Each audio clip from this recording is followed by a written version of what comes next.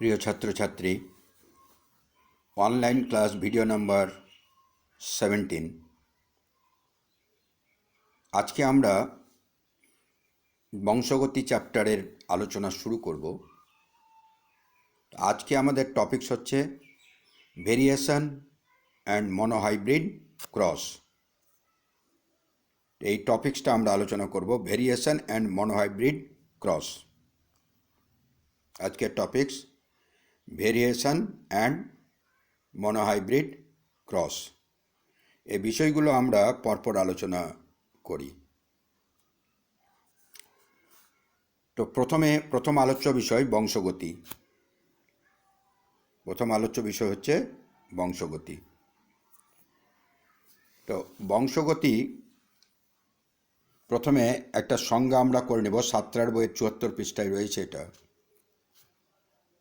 যে প্রক্রিয়ায় পিতামাতা বা জনিত্রের চারিত্রিক বৈশিষ্ট্যগুলি বংশ পরম্পরায় সন্তান সন্ততিতে বা অপত্যের দেহে সঞ্চারিত হয় তাকে বংশগতি বা হেরিডিটি বলে। এই সংজ্ঞা আমি যে কোনো বই থেকে করতে পারি, অসুবিধা কিছু নেই। তো এখানে সংজ্ঞাতে আমরা কি দেখছি, যে এটা একটা প্রক্রিয়া, যে প্রক্রিয়ার মাধ্যমে পিতামাতা কিংবা তার পূর্বপুরুষের চারিত্রিক বৈশিষ্ট্যগুলো সন্তান সন্ততিরা পায়, তাকে বলে বংশগতি। ধরা যাক আমার দাদুর একটা অসুখ ছিল, সেটা আমারও হয়েছে। এটা বংশগত সূত্রে এই অসুখটা আমি পেয়েছি। এইরকম বহু বংশগত রোগ আছে। আবার কতগুলো বংশগত ক্যারেক্টার আছে, যে ক্যারেক্টারগুলো বংশ পরম্পরায় ওদের বংশেই দেখা যায়। এই চরিত্রগুলো ওদের বংশেই দেখা যায়, বৈশিষ্ট্যগুলো ওদের বংশেই দেখা যায়। তো এটা হচ্ছে বংশগতি বা হেরিডিটি। এমনি তো বংশগতি সম্বন্ধে কতগুলো প্রবাদ বাক্য আছে।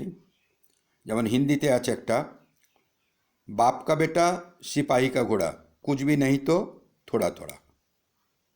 অর্থাৎ বাপের বেটা বাপের মতো হবে, আর সিপাহীর ঘোড়া সিপাহীর মতো হবে। যদি কিছুও নাই তো কিছুটা তো হবে।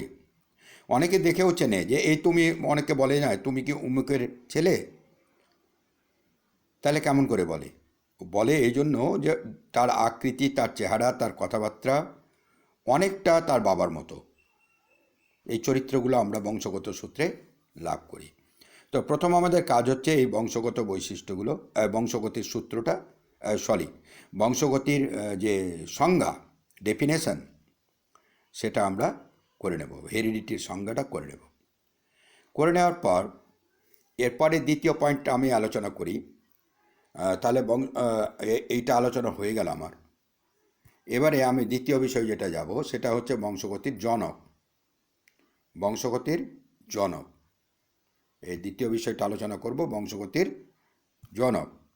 বংশগতির জনক পড়তে গিয়ে আমরা এখানে একজন বৈজ্ঞানিকের ছবি দেখতে পারি, যার নাম হচ্ছে Gregor Johann Mendel. Gregor Johann Mendel, ইনি প্রথম বংশগতির অস্ট্রিয়াবাসী গ্রেগর জোহান মেন্ডেল সর্বপ্রথম বংশগতি বিষয়ে বিজ্ঞানসম্মত ব্যাখ্যা দেন। তাই গ্রেগর জোহান মেন্ডেলকে বংশগতির জনক বা ফাদার অফ জেনেটিক্স বলা হয়। এবং তিনি যে গবেষণাগুলো করেন, সেই গবেষণার ফলাফল ব্রুনের ন্যাশনাল হিস্ট্রি অফ সোসাইটির পত্রিকায় প্রকাশিত হয়। তা আমাদের এই চ্যাপ্টারে বিশেষ করে গ্রেগর জোহান মেন্ডেল যে সমস্ত পরীক্ষা নিরীক্ষা করেছেন, সেগুলো বিষয়ে আলোকপাত করা হয়েছে। তাহলে বংশগতির জনকে আমরা কী বলব? বংশগতির জনক হচ্ছেন গ্রেগর জোহান মেন্ডেল। কেন? অস্ট্রিয়াবাসী গ্রেগর জোহান মেন্ডেল সর্বপ্রথম বংশগতি বিষয়ে বিজ্ঞানসম্মত ব্যাখ্যা দেন, তাই গ্রেগর জোহান মেন্ডেলকে বংশগতির জনক বলা হয়। তো প্রশ্ন হতে পারে, বংশগতির জনক কে এবং কেন? এরপরে আমি চলে যাই তৃতীয় বিষয়। তৃতীয় বিষয় যেটা আছে আমার কাছে, সেটা হচ্ছে মেন্ডেলবাদ।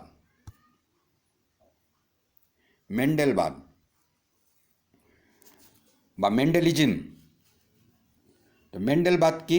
মেন্ডেলের আবিষ্কৃত বংশগতি সম্পর্কীয় মৌলিক সূত্রগুলিকেই সূত্রগুলি মেন্ডেলবাদ নামে পরিচিত।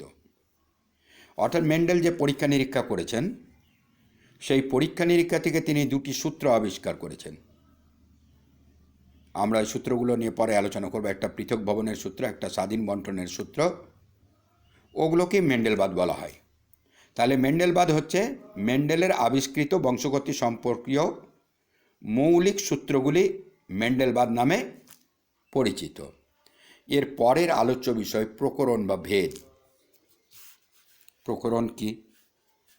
সংজ্ঞা আছে, বইয়ে দেখবে। প্রান্তিকে সংজ্ঞাটা একটু ভালো মনে হয়েছে। প্রান্তিকের 73 পৃষ্ঠায় দেখতে পারো।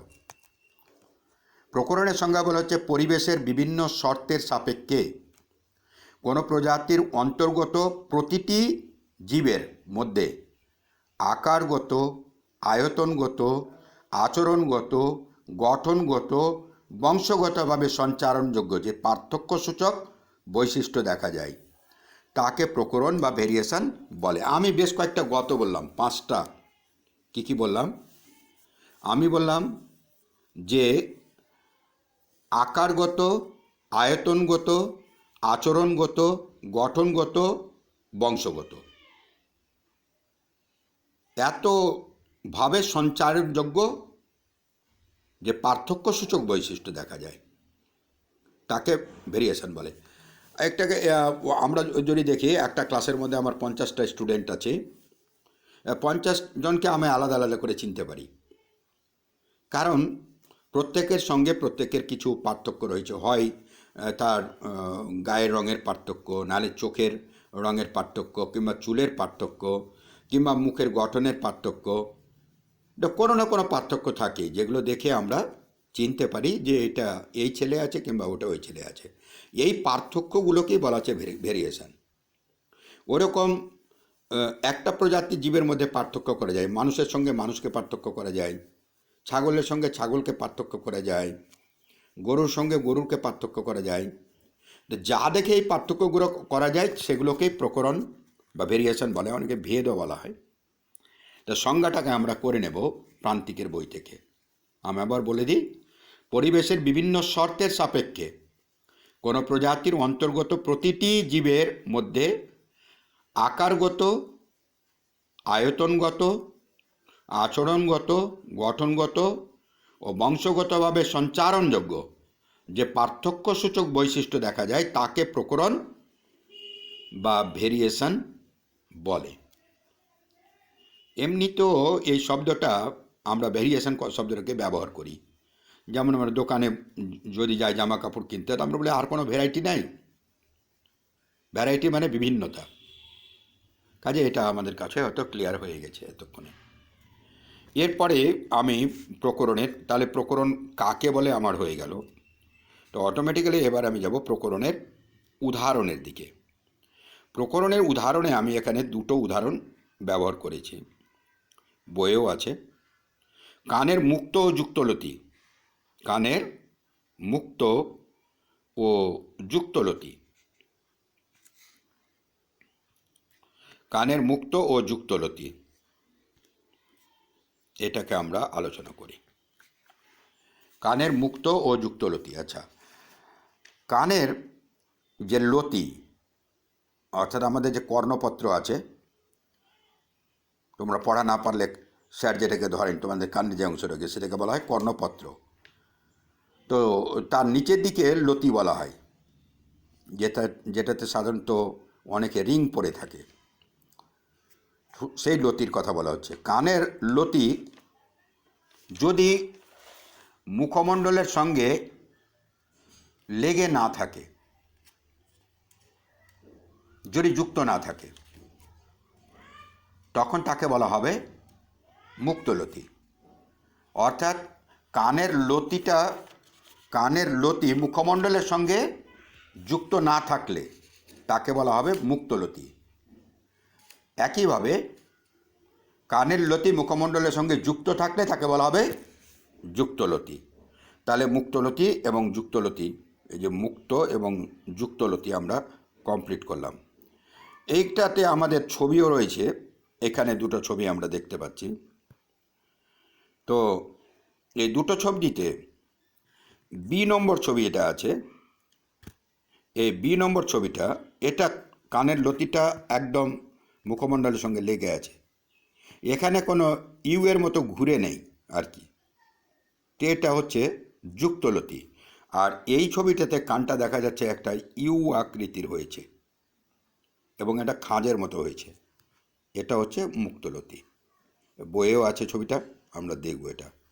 তা কানের যুক্তলতি এবং মুক্তলতি, এটা হচ্ছে প্রকরণের উদাহরণ।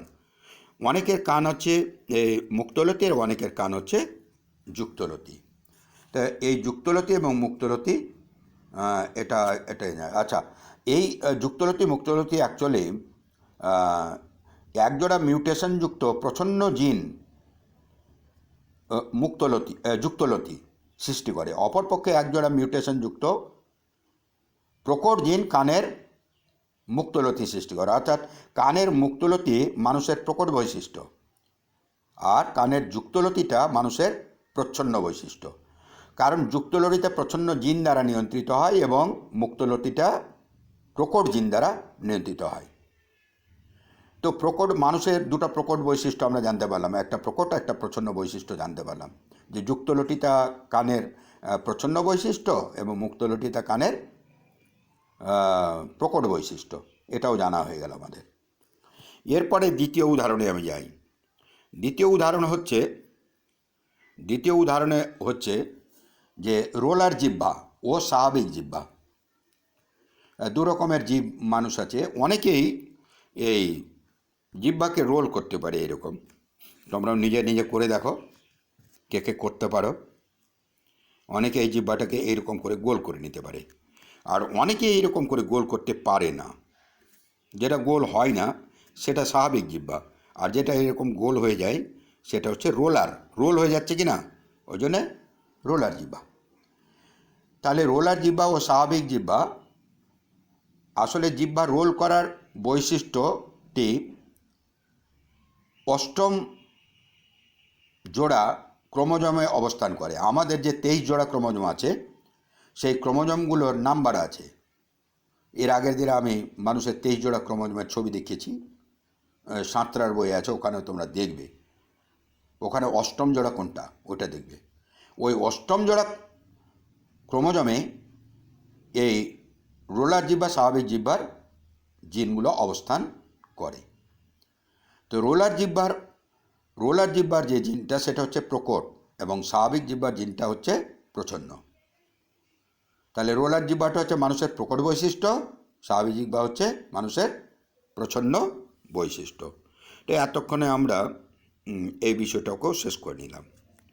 তো আমরা এতক্ষণে প্রকরণ যে আলোচনা করলাম, এই প্রকরণের মধ্যে আমরা কানের মুক্তলতি এবং যুক্তলতি এবং রোলার জিহ্বা এবং স্বাভাবিক জিহ্বা, এই দুটো বৈশিষ্ট্য আমরা আলোচনা করলাম। এবং এটাও আলোচনা করলাম যে মুক্তলতিটা হচ্ছে প্রকট, যুক্তলতি হচ্ছে প্রচ্ছন্ন। আবার রোলার জিহ্বাটা হচ্ছে প্রকট আর স্বাভাবিক জিহ্বা হচ্ছে প্রচ্ছন্ন। তো এইভাবে আমরা দুটো, রোলার জিহ্বাটা হচ্ছে প্রকট, স্বাভাবিক জিহ্বা হচ্ছে প্রচ্ছন্ন বৈশিষ্ট্য। তা আমরা এতক্ষণে কী বলি যে আমাদের যে আলোচনা সেই আলোচনার অনেকটাই আমরা পার হয়ে চলে এসেছি। আমরা প্রকরণের উদাহরণ পড়ে নিলাম। এবারে আমাদের যে দেখা যাচ্ছে পরের পয়েন্ট, যেটা হচ্ছে প্রকরণের কারণ। এই প্রকরণের কারণ বিষয়, কেন প্রকরণ হয়, সেই বিষয়টা আমরা এবারে আলোচনা করব। তো এই আলোচনা করতে গিয়ে আমরা দেখতে পাচ্ছি এখানে দুটো কারণ আমরা দিয়েছি। এই দুটো কারণকে আমরা পরপর আলোচনা করব। প্রথম যেটা পয়েন্ট দেওয়া আছে সেটা হচ্ছে মিউটেশন।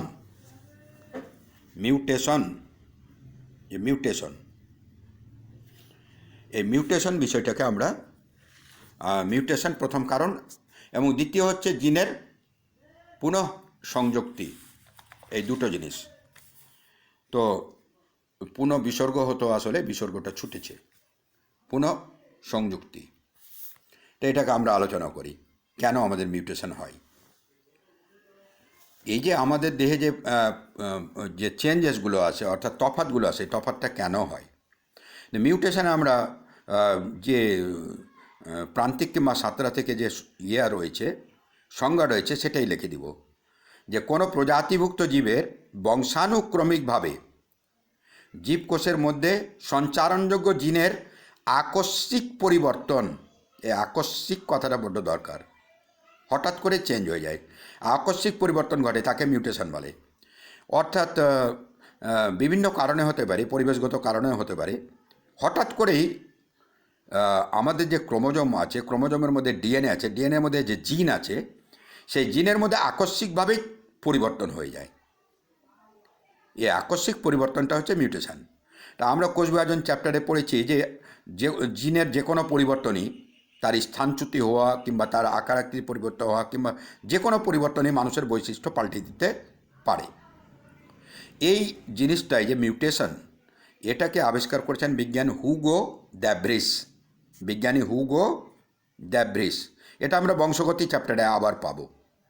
তাহলে আমরা প্রথমে কিছু লিখছি না, মিউটেশনের পয়েন্টটাতে আমরা লিখছি, বা আমরা লিখলাম প্রকরণের কারণ, লিখে আমরা লিখব প্রকরণের উল্লেখযোগ্য কারণগুলি নিম্নরূপ, কিংবা ছক করেই লিখতে পারি। 1 নম্বর 2 নম্বর সিরিয়াল করলাম, প্রথম ঘরে লিখলাম বিষয় আর দ্বিতীয় বিষয়ে লিখলাম বিবরণ। এবার প্রথম বিষয় কি? মিউটেশন। তো ছক করে লিখলে বেশি ভালো, আমি এটা বলেছি এর আগেও, যে মিউটেশনে লিখছি যে কোনো প্রজাতিভুক্ত জীবের ক্রমিকভাবে জীবকোষের মধ্যে সঞ্চারণযোগ্য জিনের যে আকস্মিক পরিবর্তন ঘটে, তাকে মিউটেশন বলে। তার সঙ্গে এবার লাগাবো কি, এই আকস্মিক পরিবর্তন প্রকরণ সৃষ্টির অন্যতম কারণ। এই কথাটাকে লাগাবো আমরা, সংজ্ঞার সঙ্গে এই কথাটা লাগাবো। এই আকস্মিক পরিবর্তন অর্থাৎ মিউটেশন প্রকরণ সৃষ্টির অন্যতম কারণ, এটা লাগিয়ে দিব আমরা ওর সঙ্গে। এরপরে দ্বিতীয় পয়েন্টটা চলে আসি, এটা আমরা কোষ বিভাজন চ্যাপ্টারে পড়েছি, জিনের পুনঃ সংযুক্তি। জিনের পুনঃ সংযুক্তি, এই পয়েন্টটা চলে আসে। জিনের পুনঃ সংযুক্তি, এই পয়েন্টটাকে আমরা পড়ি। রিকম্বিনেশন অফ জিন বলা হয় ইংরেজিতে। মিওসিস বিভাজনকালে ক্রসিং ওভারের মাধ্যমে নন সিস্টার ক্রোমাটিড খণ্ডের বিনিময় ও জিনের পুনঃসংযুক্তির ফলে প্রকরণ সৃষ্টি হয়। এটা আমরা কোষ বিভাজন চ্যাপ্টারে মিওসিসে যখন পড়েছি, ওখানে ক্রসিং ওভার পড়েছি, এবং ক্রসিং ওভার সম্বন্ধে আমাকে অনেকে প্রশ্নও করেছিল, নিশ্চয়ই এবারে ক্লিয়ার হয়ে গেছে সকলের। তো ক্রসিং ওভার যখন হয়, তখন বাইভ্যালেন্টের দুটি ক্রোমোজোমের ক্রোমাটিডের মধ্যে ক্রোমাটিড খণ্ডের বিনিময়, নন সিস্টার ক্রোমাটিড, মানে একটা ক্রোমোজোমের একটা ক্রোমাটিড আর অপর ক্রোমোজোমের আর একটা ক্রোমাটিড। প্রথমে তো ওরা কাইজমা গঠন করে, কাইজমা গঠন করে, আর পরে সেটা বিচ্ছিন্ন হয়ে যায়, সেটা আমরা জানি। এই বিচ্ছিন্ন হওয়ার ফলে কি হয়, যে জিনের পুনঃসংযুক্তি ঘটে, এবং যার ফলে প্রকরণ সৃষ্টি হয়। এবং এই প্রকরণ, এটা তাহলে ক্রসিং ওভার প্রকরণ সৃষ্টির বা জিনের পুনঃসংযুক্তি প্রকরণ সৃষ্টির অন্যতম একটি কারণ। তো এইটাকে আমরা লিখে দিলাম। জিনের লিখছি যে মিওসিস বিভাজনকালে ক্রসিং ওভারের মাধ্যমে নন সিস্টার ক্রোমাটিড খণ্ডের বিনিময় ও জিনের পুনঃসংযুক্তির ফলে প্রকরণ সৃষ্টি হয়। বংশগতি ও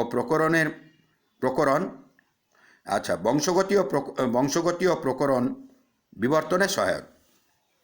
এই যে জিনের পুনঃসংযুক্তি হলো, এটা বংশগতি ও প্রকরণ, এই দুটোই পরবর্তী চ্যাপ্টার যে বিবর্তন আমরা পড়ব, ওই ব্যক্তি তাতে সহায়তা করে। অর্থাৎ প্রকরণ ছাড়া ওই ব্যক্তি বা বিবর্তন হয় না। অনেকে বলে প্রকরণ হলো ওই ব্যক্তির রসদ। তা এই দুটো পয়েন্ট আমরা লিখব, এটা 2 মার্কের বেশি আসবে না। তো আমার যেটা আজকের আলোচ্য বিষয়, তার ফার্স্ট হাফ আমি কমপ্লিট করে দিলাম। এরপরে আমি চলে আসি আমার সেকেন্ড পোর্শন। সেকেন্ড পোর্শনে আমি কিন্তু ওই বইয়ের পরপর পাতা নিচ্ছি না, এবারে তোমরা পাতা খুলবে এবং সেই পাতাটা তোমরা চলে যাবে, সেই পাতায় তোমরা যাও।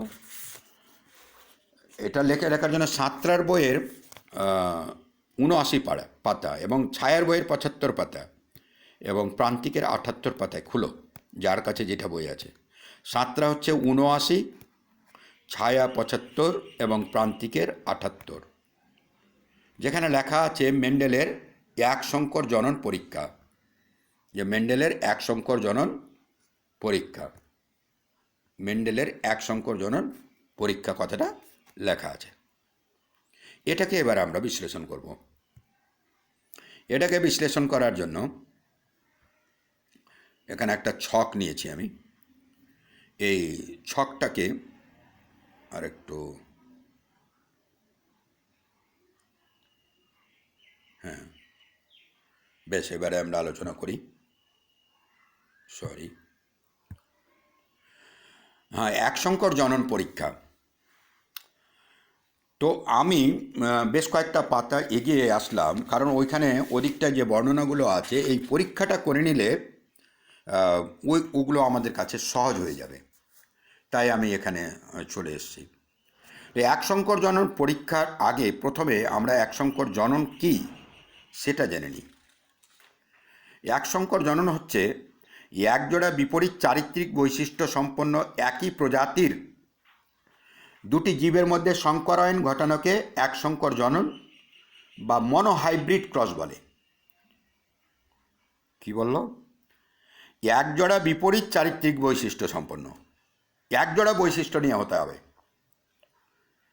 আমরা যে পরীক্ষাটা করব সেই পরীক্ষাটা হবে একজোড়া বৈশিষ্ট্য। সেই একজোড়া বৈশিষ্ট্য যেমন আমরা এই পরীক্ষায় ব্যবহার করেছি বিশুদ্ধ লম্বা এবং বিশুদ্ধ বেঁটে, মানে উচ্চতার উপরে একটা বিষয় গেছে, উচ্চতার উপরে একটা উদ্ভিদে অনেকগুলো বৈশিষ্ট্য থাকে, সমস্ত বৈশিষ্ট্য এখানে আমরা আলোচনা করব না, কেবলমাত্র উচ্চতার উপরে আমরা আলোচনা করছি। তো বিশুদ্ধ লম্বা এবং বিশুদ্ধ বেঁটে, তো একজোড়া বৈশিষ্ট্য হলো। তো একসঙ্গে বলে যে একজোড়া বিপরীত চারিত্রিক বৈশিষ্ট্য সম্পন্ন একই প্রজাতির দুটি জীবের মধ্যে সংকরায়ন ঘটানোকে এক সংকর জনন বা মনোহাইব্রিড ক্রস বলে। মনো কথাটার মানে এক, আমরা জানি। মনোহাইব্রিড, হাইব্রিড তো এখন তো খুব প্রচলিত কথা, সংকর জাতের, হাইব্রিড আলু, হাইব্রিড বেগুন সবাই বলে। তো মনোহাইব্রিড, এক সংকর জনন বলা হয় এটাকে। এক সংকর জননের সংজ্ঞাটা আমরা করে নেব। তা ডেফিনেশান প্রথমে আমরা এক সংকর জননে একটা ডেফিনেশান করে নেব, বই থেকে, বইয়ে আছে। আমি 3টা বই উল্লেখ করলাম, 3টা বইয়েই রয়েছে। এরপরে আমি যেটা আলোচনা করব সেটা হচ্ছে যে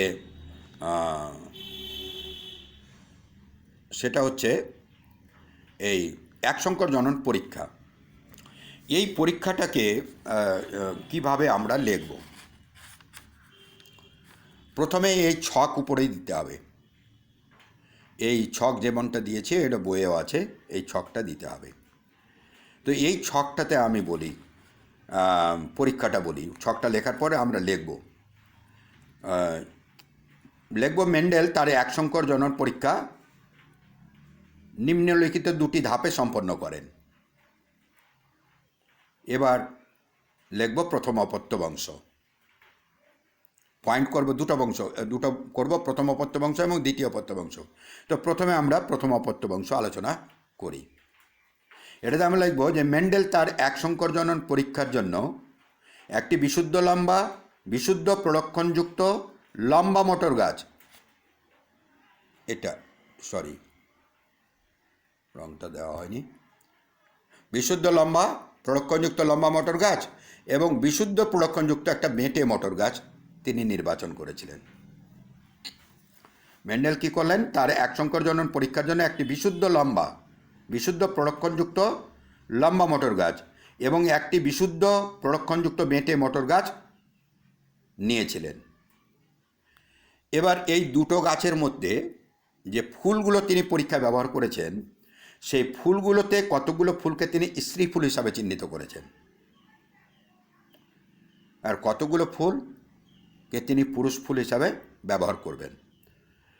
তো উনি কী করলেন, যে স্ত্রী ফুল হিসাবে নির্বাচিত গাছের ফুলগুলিকে ইমাসকুলেশন কি আমি পরে আসি, ইমাসকুলেশন পদ্ধতিতে পুংকেশর অপসারণ করে ফুলগুলিকে স্ত্রী ফুলে পরিণত করেন।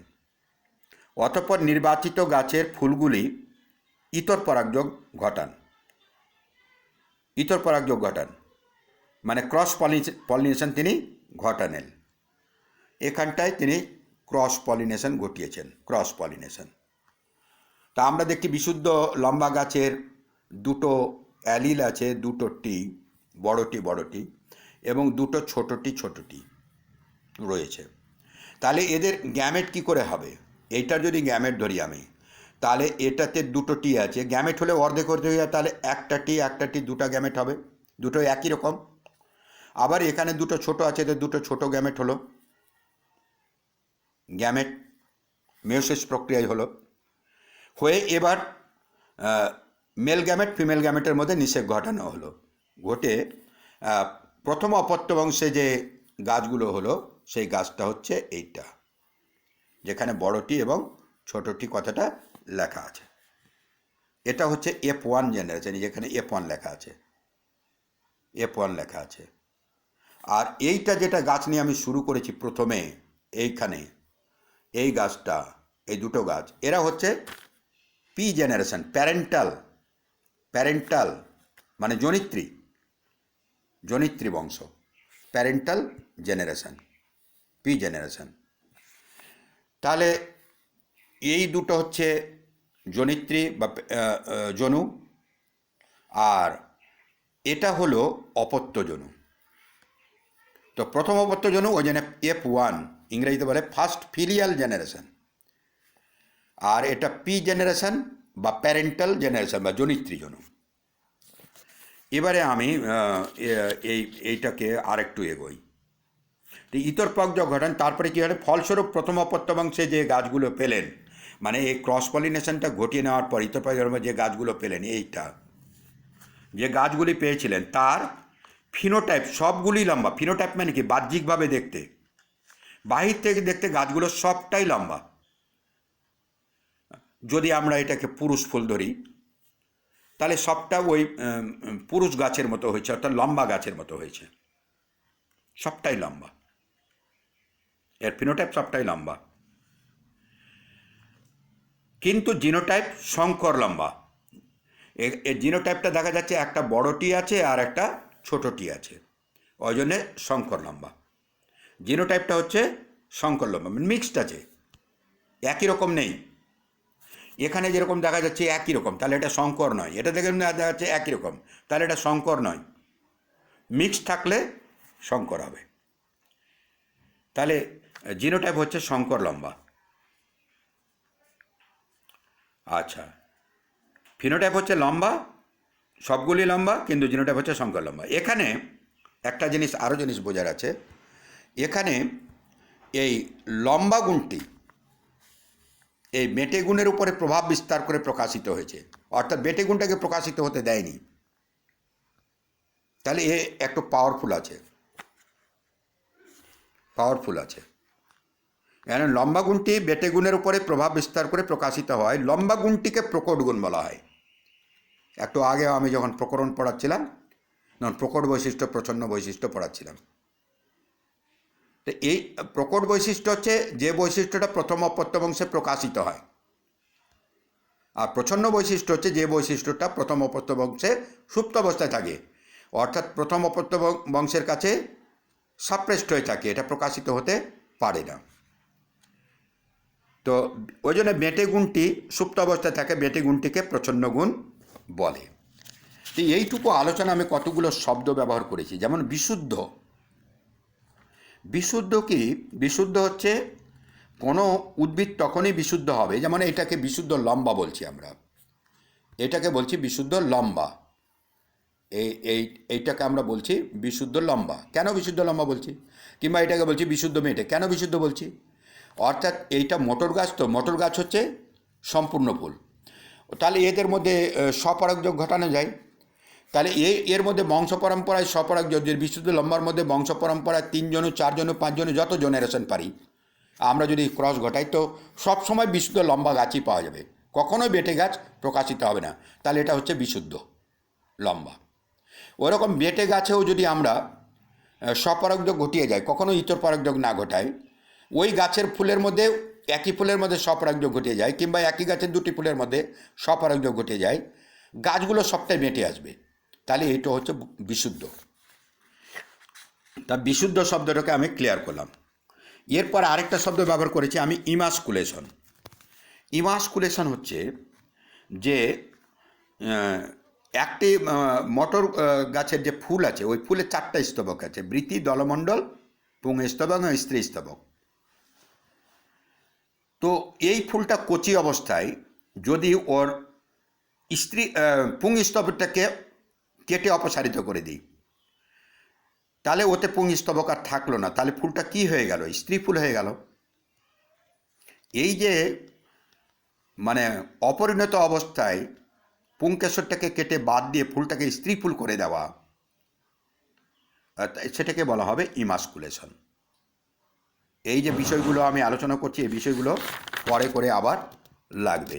ইতর পরাগযোগ তো বললাম আমি, ইতর পরাগযোগ সবসময় হবে একই প্রজাতিভুক্ত দুটি জীবের মধ্যে। এখানে একটা জীবের মধ্যে কখনো ইতর পরাগযোগ হবে না, দুটি জীব লাগবে। যদি উদ্ভিদের মধ্যে হয় তাহলে দুটি গাছ লাগবে। দুটো মটর গাছের মধ্যে যদি করে তাহলে দুটো মটর গাছ লাগবে। একটা মটর গাছের মধ্যে কখনো ইতর পরাগযোগ হবে না। আর দুটো গাছের মধ্যে যখনই হবে তখন ওটা হয়ে যাবে ইতর বা ক্রস। আর ফিনোটাইপ মানে বললাম যে বাহ্যিকভাবে দেখতে কেমন, সেটা হচ্ছে ফিনোটাইপ। বাহ্যিক বৈশিষ্ট্যটাকে বলা হবে ফিনোটাইপ। কিন্তু কোনো মানুষের যদি আমি জিন টেস্ট করি, জিনগত সমাহারে যে বৈশিষ্ট্যটা, যেটা টেস্ট ছাড়া পাওয়া যায় না, ল্যাবরেটরিতে টেস্ট করলে তবে জানতে পারা যাবে, সেটা হচ্ছে জিনোটাইপ। প্রকট গুণ হচ্ছে এটা যে গুণটা প্রথম অপত্য বংশে প্রকাশিত হয়, অন্য গুণের উপরে প্রভাব বিস্তার করে প্রকাশিত হয়, সেটা হচ্ছে প্রকট গুণ। প্রচ্ছন্ন গুণ কোনটা? যে গুণটা প্রথম অপত্য বংশে প্রকাশিত হতে পারে না, প্রকট বৈশিষ্ট্যের কাছে সাপ্রেস্ট হয়ে অপ্রকাশিত থাকে। তাহলে এবারে আমি আবার প্রথম অপত্য বংশটাকে এবারে আবার ক্লিয়ার করি। প্রথম অপত্য বংশটাকে আমরা এবারে আবার ক্লিয়ার করে দিই, আর একটু আলোচনা করে ফেলি। সেটাতে কী লিখলাম আমরা? মেন্ডেলটা আমি গোটাটা বলছি এবার, আগে তো পুরো ছকটা দেব তারপরে বলবো। মেন্ডেল তার এক সংকরজনন পরীক্ষার জন্য একটি বিশুদ্ধ প্রলক্ষণযুক্ত লম্বা মটর গাছ, উইদিন ব্র্যাকেট বড়টি দিয়ে দিব, ওই একটি বিশুদ্ধ প্রলক্ষণযুক্ত বেটে উইদিন ব্র্যাকেট ছোটটি মটর গাছ নিয়েছিলেন। স্ত্রী ফুল হিসাবে নির্বাচিত গাছের ফুলগুলি ইমাসকুলেশন পদ্ধতিতে পুংকেশর অপসারণ করে ফুলগুলিকে স্ত্রী ফুলে পরিণত করেন। অতঃপর নির্বাচিত গাছের ফুলগুলিতে ইতর পরাগযোগ ঘটান, অর্থাৎ পুরুষ ফুলের সঙ্গে স্ত্রী ফুলের ইতর পরাগযোগ ঘটান। ফলস্বরূপ প্রথম অপত্য বংশে যে গাছগুলো পেয়েছিলেন তার ফিনোটাইপ সবগুলি লম্বা, কিন্তু জিনোটাইপ শঙ্কর লম্বা, উইদিন ব্র্যাকেট বড়টি ছোটটি। এখানে লম্বা গুণটি বেটে গুণের উপরে প্রভাব বিস্তার করে প্রকাশিত হয়। লম্বা গুণটি প্রকট গুণ এবং বেটে গুণটি সুপ্ত অবস্থায় থাকায় বেটে গুণটিকে প্রচ্ছন্ন গুণ বলে। তোমরা দরকার হলে আমি যেটুকু বর্ণনা করলাম সেটা আবার রিভিউ করে আবার শুনে নেবে, তাহলে হবে। এরপরে চলে আসছে দ্বিতীয় অপত্য বংশ। দ্বিতীয় অপত্য বংশে তিনি কী করছেন? প্রথম অপত্য বংশের গাছগুলির মধ্যে আমরা এতক্ষণে এইখান পর্যন্ত আমার হয়ে গেল। এবার এই যে গাছটা প্রথম অপত্য বংশের গাছ হয়েছে, এই যে F1, আর এটা জনিত্রী জনু ছিল P1 জেনারেশন। এবার এই যে গাছটা হয়েছে এর কিন্তু দু রকম টি আছে, অর্থাৎ গ্যামেট তাহলে দুই রকম হবে, একটা গ্যামেট হবে বড় টি আর একটা হয়ে যাবে ছোট টি। এই দু রকম গ্যামেটের যে আছে এর স্বপরাগযোগ ঘটাবো, অর্থাৎ যে ফুলের পরাগ সেই ফুলেরই গর্ভমুণ্ডে রাখবো। এখানে কিন্তু আর ইতর পরাগযোগ নয়, স্বপরাগযোগ কথাটা লেখা আছে। তো স্বপরাগযোগ ঘটাবো। স্বপরাগযোগ ঘটালে যে গাছগুলি পাওয়া যাবে সেই গাছগুলি হচ্ছে, এখানে দেখা যাচ্ছে বড়টি বড়টি, বড়টি ছোটটি, বড়টি ছোটটি এবং শেষেরটা হচ্ছে দুটো ছোটটি। তাহলে এটাতে আমরা কী লিখব? দ্বিতীয় অপত্যবংশে প্রথম অপত্যবংশের উৎপন্ন গাছগুলির মধ্যে স্বপরাগযোগ ঘটিয়ে দ্বিতীয় অপত্যবংশে যে গাছগুলি পেলেন তার ফিনোটাইপ লম্বা অনুপাত মেটে, অঙ্কে যেরকম অনুপাত লিখি আমরা দুটো ফোঁটা দিয়ে, লম্বা অনুপাত মেটে দিস ইজ ইকাল টু 3:1, অর্থাৎ 3 ভাগ লম্বা 1 ভাগ মেটে। আমরা এর ফিনোটাইপ প্রথম অপত্যবংশে যে গাছগুলো পেয়েছিলাম, এইটা গাছটা প্রথম অপত্যবংশে গাছগুলো পেয়েছিলাম, এটাকে আমরা কিন্তু লম্বা বলেছিলাম ফিনোটাইপ। তাহলে ওইটা যদি লম্বা হয় তাহলে এটাও লম্বা আর এটাও লম্বা আর এটা তো লম্বা আছেই। তাহলে এই 3টা ভাগ 1, 2 এবং 3, এই 3টাই হয়ে গেল লম্বা। তাহলে 3 ভাগ লম্বা আর এই 1 ভাগ হচ্ছে বেঁটে। তাহলে ফিনোটাইপ হচ্ছে 3 ভাগ লম্বা 1 ভাগ বেঁটে। কিন্তু জিনোটাইপ হচ্ছে 1 ভাগ বিশুদ্ধ লম্বা, এটা বিশুদ্ধ, আর 2 ভাগ হচ্ছে শঙ্কর লম্বা, শঙ্কর, আর 1 ভাগ হচ্ছে বিশুদ্ধ বেঁটে। তাহলে এটা হচ্ছে 1 ভাগ 2 ভাগ 1 ভাগ। এবারে আমি আবার বলি দ্বিতীয় অপত্যবংশটা। প্রথম অপত্যবংশের উৎপন্ন গাছগুলির মধ্যে স্বপরাগযোগ ঘটিয়ে দ্বিতীয় অপত্যবংশে যে গাছগুলি পেলেন তার ফিনোটাইপ লম্বা অনুপাত মেটে সমান 3:1, কিন্তু জিনোটাইপ বিশুদ্ধ লম্বা অনুপাত শঙ্কর লম্বা অনুপাত বিশুদ্ধ মেটে দিস ইজ ইকাল টু 1:2:1। এতক্ষণে আমরা এক শঙ্কর জনন পরীক্ষা দুটি পর্যায়ে প্রথম অপত্যবংশ এবং দ্বিতীয় অপত্যবংশ করে আলোচনা করলাম, এবং এরপরে একটা ছক আমরা দেব সেই এর নিচে, এটার নিচে আমাদের একটা ছক দিতে হবে। সেই ছকটা দিব কোনটা? এই ছকটা দিব আমরা এইটা, এই ছকটাকে আমরা দিব। এই ছকে আমরা দেখতে পাচ্ছি যে মেন্ডেলের এক শঙ্কর জনন পরীক্ষার পরে যে গাছটা আমরা পেয়েছি, এই যে লম্বা, তো এখানে দেখা যাচ্ছে বড়টিও লম্বা, আবার বড়টি ছোটটিও লম্বা। বড়টি 1 ভাগ, এটা 2 ভাগ, এটা হচ্ছে জিনোটাইপ, এটা হচ্ছে জিনোটাইপের ঘর, আর এটা হচ্ছে ফিনোটাইপের ঘর। ফিনোটাইপ দেখা যাচ্ছে তিন ভাগ, ওই 1 ভাগ আর 2 ভাগ 3 ভাগ, এখান থেকে এটা গোটাটা ফিনোটাইপ 3 ভাগ। আর বেঁটে হচ্ছে ছোটটি, এটাই 1 ভাগ। তাহলে জিনোটাইপ লেখা আছে 1 ভাগ 2 ভাগ 1 ভাগ, এবং ফিনোটাইপ লেখা আছে 3 ভাগ 1 আর 1 ভাগ। এই ছকটাকেও তার নিচে লিখতে হবে আমাদের। তাহলে এইটাও লেখা হয়ে গেল। এরপরে আমরা চলে আসছি মেন্ডেলের এক শঙ্কর জনন পরীক্ষার সিদ্ধান্ত। আচ্ছা, তার আগে আমরা আরও এইটা ছকটাকেও দেখে নিই। যে ছকটা আমি ওখানে দিয়েছি ওই জিনিসটাই রয়েছে এখানে। এই যে বিশুদ্ধ লম্বা মটর গাছ, বিশুদ্ধ বেঁটে মটর গাছ, তার দুটো অ্যালিল আছে, এগুলোকে অ্যালিল বলা হয়। যে টিটি আছে, এই যে ছোটটি এগুলো অ্যালিল। এই যে পি জনিত্রী জন্য লেখা আছে, আর এগুলো হচ্ছে গ্যামেট। এখানে একটা দিয়েছে কেন? দুটো একই রকম আছে, ওই জন্য একটা দিয়েছে। এটাও একরকম, বড়টি আর ছোটটি। এবার দুটো মিলে যখন ক্রস ঘটলো, তো এই প্রথম অপত্যবংশের গাছটা আমি পেয়ে গেলাম, বড়টি ছোটটি। এই যে F1 জেনারেশন, প্রথম অপত্য জেনারেশন। এরপরে এই যে স্বপরাগযোগ কথাটা লেখা আছে, স্বপরাগযোগ কথাটা লেখা আছে, স্বপরাগযোগ ঘটানোর পর এই যে গাছগুলো পাওয়া গেছে, সেই গাছগুলোর মধ্যে বিশুদ্ধ লম্বা 25 ভাগ, আর শঙ্কর লম্বা হচ্ছে 50 ভাগ, আর বিশুদ্ধ বেঁটে হচ্ছে 25 ভাগ। এটা হচ্ছে দ্বিতীয় অপত্যবংশ, F2 লেখা আছে এটা। আচ্ছা, তো এটা আমার কমপ্লিট হয়ে গেল। তো এই ছকটা ক্লিয়ার। আমরা সব জিনিস হুটহাট বুঝতে পারবো না, এই ক্লাসের পর আবার জিনিসটাকে বোঝার চেষ্টা করব, তাহলে বুঝতে পারবো। এরপরে একটা জিনিস আর আছে, সেটা হচ্ছে চেকার বোর্ড। এই চেকার বোর্ডটা কিন্তু আমি আলোচনা করিনি। চেকার বোর্ডটা সাধারণত দ্বিতীয় অপত্যবংশের আসে, সে প্রথম অপত্যবংশ করতেও আমরা চেকার বোর্ড করতে পারবো। চেকার বোর্ড আর কিছু নয়, যে আমরা দ্বিতীয় অপত্যবংশে যে গ্যামেটটা পেয়েছি, এটাতে কী ছিল? এটাতে ছিল বড়টি আর ছোটটি। তাহলে একটা গ্যামেট পেয়েছি আমরা বড়টি, আর একটা গ্যামেট পেয়েছি আমরা ছোটটি। তো এইখানে দেখো এখানে একটা চিহ্ন দেওয়া আছে, এটা পুরুষ গ্যামেটের চিহ্ন, আর এই পাশটায় প্লাস করে যে চিহ্নটা দেওয়া আছে এটা স্ত্রী গ্যামেটের চিহ্ন। তো সবসময় নিষেক ঘটবে পুং গ্যামেট আর স্ত্রী গ্যামেটের মধ্যে। আমরা বলি শুক্রাণু এবং ডিম্বাণু, উদ্ভিদের মধ্যে পরাগরেণু এবং ডিম্বাণু। তো এখানে দুটো গ্যামেট আমরা লিখেছি। এটা যেহেতু এক জোড়া বৈশিষ্ট্য তাই আমরা 4টা ঘর নিয়ে করেছি। এখানে একটা গ্যামেট দিচ্ছি, এখানে একটা গ্যামেট। তো একই রকমের গ্যামেট উৎপন্ন হবে যেহেতু স্বপরাগ যোগ, তাই এখানে একটা গ্যামেট, এখানে একটা গ্যামেট। এবার এই ঘরটাকে যদি দেখি আমি, তাহলে এই ঘরটাকে যদি আমি দেখি তাহলে এইখানে এই যে পিতৃ গ্যামেট একটা নিয়েছে আর একটা মাতৃ গ্যামেট নিয়েছে, দুদিক থেকে বড়টি পেয়েছি, ওই জন্য এখানে দুটো বড়টি হয়েছে। বোঝা গেল? এটা এদিক থেকে বড়টি পেলাম আর এদিক থেকে বড় পেলাম, তাহলে এখানে দুটো বড়টি।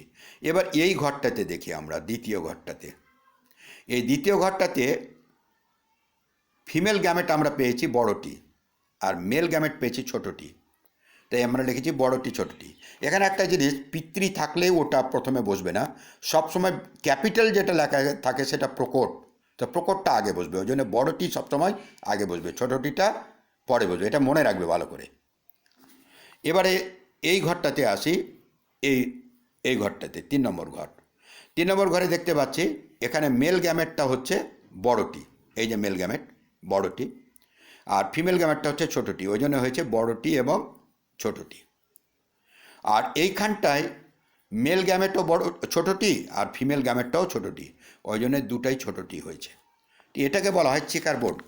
বিজ্ঞানী পানেট এই চেকার বোর্ডটা আবিষ্কার করেন, ওই জন্য অনেকে এটাকে পানেট বর্গ ও বলেন। এই ঘরগুলো অনেকটা বর্গাকৃতি, ওই জন্য পানেট বর্গও বলা হয়। তা আমরা F2 জনুর চেকার বোর্ডটা করেছি, এইভাবে আমরা চেকার বোর্ডটা প্র্যাকটিস করব, এটাকে বলা হচ্ছে চেকার বোর্ড। তো এখানেও আমি চেকার বোর্ড দেখিয়েছি। এখানে এই যে নিচে এই যে চেকার বোর্ড দেওয়া আছে, এই যে নিচে এই দুটো মেল গ্যামেট আর এই দুটো হচ্ছে ফিমেল গ্যামেট। আর এই যে বিশুদ্ধ লম্বা পেয়েছি, শঙ্কর লম্বা বিশুদ্ধ বেটে, F2 জেনারেশন, এইভাবে চেকার বোর্ড করা আছে। অনেক সময় পরীক্ষায় আসতে পারে যে মেন্ডেলের এক সংকর জনক পরীক্ষা চেকার বোর্ডের সাহায্যে বুঝাইয়া লিখো, তখন আমাদের ওই F1 জনু পর্যন্ত ছকটা দিতে হবে, আর পর নিচে এই চেকার বোর্ডটাও লাগবে। কিংবা আমরা গোটাটায় ছকটা দিলাম এবং এটাও দিলাম, দিয়ে আমি যেভাবে বর্ণনা করেছি সেইভাবেই লিখব। তো এটা কমপ্লিট করলাম। এরপরে যে বিষয়টা আমাদের করতে হবে, যে এই যে এতক্ষণ মেন্ডেলের যে পরীক্ষাটা হলো, এই পরীক্ষা থেকে মেন্ডেল কী সিদ্ধান্তে উপনীত হয়েছেন, সিদ্ধান্ত কী নিলেন তিনি? পরীক্ষা তো হলো, পরীক্ষা থেকে সিদ্ধান্ত যেটা হলো সেটা হচ্ছে যে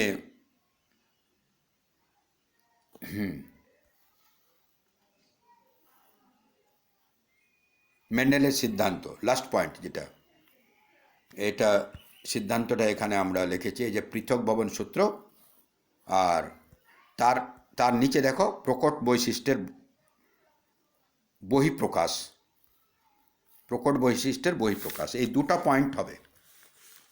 তো এখান থেকে তিনি একটা সূত্র পেয়েছেন।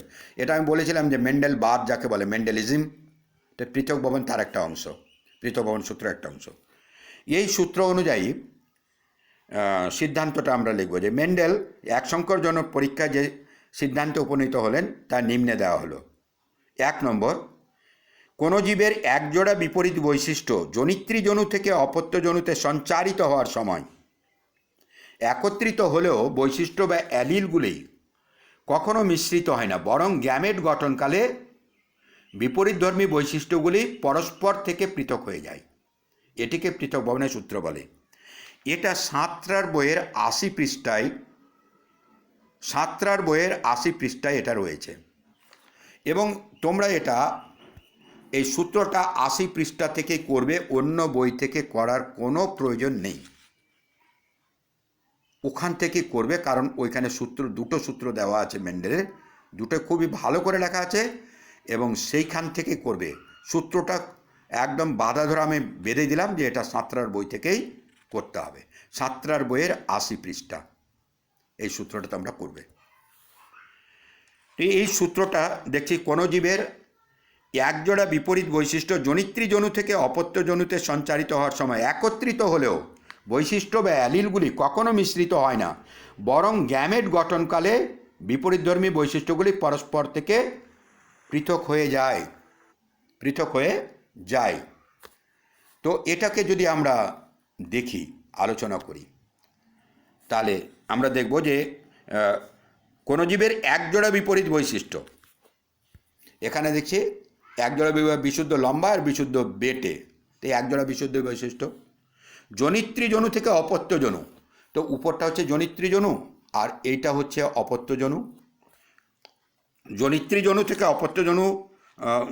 অপত্য জনুতে সঞ্চারিত হওয়ার সময় একত্রিত হলেও এখানে মনে হচ্ছে যে সব গাছগুলো লম্বা হয়েছে, মনে হচ্ছে চরিত্রগুলো একটা হয়ে গেছে, এখানে বেটে আর দেখতেই পাচ্ছি না আমি বাহ্যিকভাবে। তো ওই জন্য বলা হচ্ছে সঞ্চারিত হওয়ার সময় একত্রিত হলেও বৈশিষ্ট্য বা অ্যালিলগুলি কখনো মিশ্রিত হয় না। এখানে বড় টি এবং ছোট টি আছে, এটা মিশিয়ে যায় না। কি করে বলবো যায় না? এই জন্য যায় না যে বরং গ্যামেট গঠনকালে বিপরীতধর্মী বৈশিষ্ট্যগুলো পরস্পর থেকে পৃথক হয়ে যায়। অর্থাৎ এর থেকে যখন গ্যামেট গঠন হয়, এই বড়টি ছোটটি অর্থাৎ এই যে লম্বা গাছগুলো যে পেয়েছিলেন তিনি, তার থেকে যখন গ্যামেট গঠন হচ্ছে, এই গ্যামেটগুলো দুটো আলাদা হয়ে যাচ্ছে। এই যে একটা বড়টি গ্যামেট হচ্ছে, একটা বড়টি গ্যামেট হচ্ছে, এই যে বড়টি গ্যামেট আর একটা ছোটটি গ্যামেট, তো গ্যামেট দুটো আলাদা হয়ে যাচ্ছে, গ্যামেট দুটো আলাদা, একে বলা হচ্ছে পৃথক ভবন সূত্র। আমি আর একবার পড়ি। কোনো জীবের একজোড়া বিপরীত বৈশিষ্ট্য জনিত্রী জনু থেকে অপত্য জনুতে সঞ্চারিত হওয়ার সময় একত্রিত হলেও বৈশিষ্ট্য বা অ্যালিলগুলি কখনো মিশ্রিত হয় না, বরং গ্যামেট গঠনকালে বিপরীতধর্মী বৈশিষ্ট্যগুলি পরস্পর থেকে পৃথক হয়ে যায়। এটি পৃথক ভবন সূত্রের নামেও পরিচিত। এটা একটা হয়ে গেল। আর একটা সিদ্ধান্ত তিনি এসেছিলেন, 2 নম্বর সিদ্ধান্ত, যেটা দ্বিতীয় সিদ্ধান্ত আমি বলেছি। এটা হচ্ছে প্রকট বৈশিষ্ট্যের বহিঃপ্রকাশ। যে নিচে লেখা আছে দেখো, প্রকট বৈশিষ্ট্য, প্রথমটা হচ্ছে পৃথক ভবনের সূত্র, দ্বিতীয়টা হচ্ছে একদম নিচে দেখো প্রকট বৈশিষ্ট্যের বহিঃপ্রকাশ। এটাতে আমরা কি লিখব, যে দুটি বিপরীত বৈশিষ্ট্য সম্পন্ন জীবের মধ্যে সংকরায়ন ঘটালে, এখানে তো আমরা প্রথম এক সংকর জননে একটা লম্বা একটা বিশুদ্ধ লম্বা একটা বিশুদ্ধ বেটে, দুটা বিপরীত বৈশিষ্ট্য, লম্বার সঙ্গে বেটে, সাদার সঙ্গে কালো, এগুলো বিপরীত। তো দুটি বিপরীত বৈশিষ্ট্য সম্পন্ন জীবের মধ্যে সংকরায়ন ঘটালে প্রথম অপত্য জনুতে প্রকট বৈশিষ্ট্যের বহিঃপ্রকাশ ঘটে। আমরা প্রথম অপত্য বংশে কি দেখলাম? প্রথম অপত্য বংশে সব গাছগুলো লম্বা হয়েছে, তো প্রথম অবশ্যে প্রকট বৈশিষ্ট্যের বহিঃপ্রকাশ ঘটল, অর্থাৎ এইটা বহিঃপ্রকাশ ঘটল, বেটেটার বহিঃপ্রকাশটা ঘটেনি। তো এটাও এইখান থেকে জানতে পারছি। অনেকে এটাকে প্রকটতার সূত্র বলেছেন, কিন্তু অনেকে আবার এটাকে সূত্র হিসাবে মেনে নিতে পারেননি। তা আমরা এটাতে কি লিখছি, দুটি বিপরীত বৈশিষ্ট্য সম্পন্ন জীবের মধ্যে সংকরায়ন ঘটালে প্রথম অপত্য জনুতে প্রকট বৈশিষ্ট্যের বহিঃপ্রকাশ ঘটে। এটা সাঁতরার বইয়ের, যেখানে এই পরীক্ষাটা শেষ হচ্ছে, সিদ্ধান্তের শেষের দিকটায় কথাটা লেখা আছে। কাজে আজকে যা আলোচনা হলো, সেই আলোচনাগুলো আমরা পুরো যে বিষয়গুলো আলোচনা হয়েছে, বংশগতির সংজ্ঞা, বংশগতির জনককে, মেন্ডেলবাদ, প্রকরণ কাকে বলে, তারপরে প্রকরণের উদাহরণ দিয়েছি, কানের যুক্তলতি মুক্তলতি, তারপরে রোলার জিহ্বা, স্বাভাবিক জিহ্বা, তারপরে প্রকরণের কারণ, কেন প্রকরণ হয়, এবং প্রকরণ হচ্ছে অভিব্যক্তির রসদ। তারপর মেন্ডেলের এক সংকর জনন পরীক্ষা আলোচনা করেছি, এক সংকর জনন কাকে বলে, তারপরে এই ছক করে কি করে মেন্ডেল এক সংকর জনন পরীক্ষা করেছেন এবং পরীক্ষা থেকে তিনি কী সিদ্ধান্ত নিয়েছেন, সমস্ত কিছু আলোচনা হলো। এটাকে তোমরা বই দেখে ভালো করে পড়বে এবং পড়ার পর এটাকে নোট করে নেবে, যেভাবে আমি দিয়েছি এভাবে নোট করে নেবে, নোট করে এটাকে প্রস্তুত হবে। এবং এটা করে নিলে আমরা আগে যে কটা 2-3টা পাতা ছেড়ে এসেছি ওগুলো বুঝতে আমাদের সুবিধা হবে, তাহলে পরবর্তী ক্লাসে আমাদের কাছে এটা হেল্পফুল হবে। ঠিক আছে, আমরা আজকের ক্লাস এখানেই শেষ করব।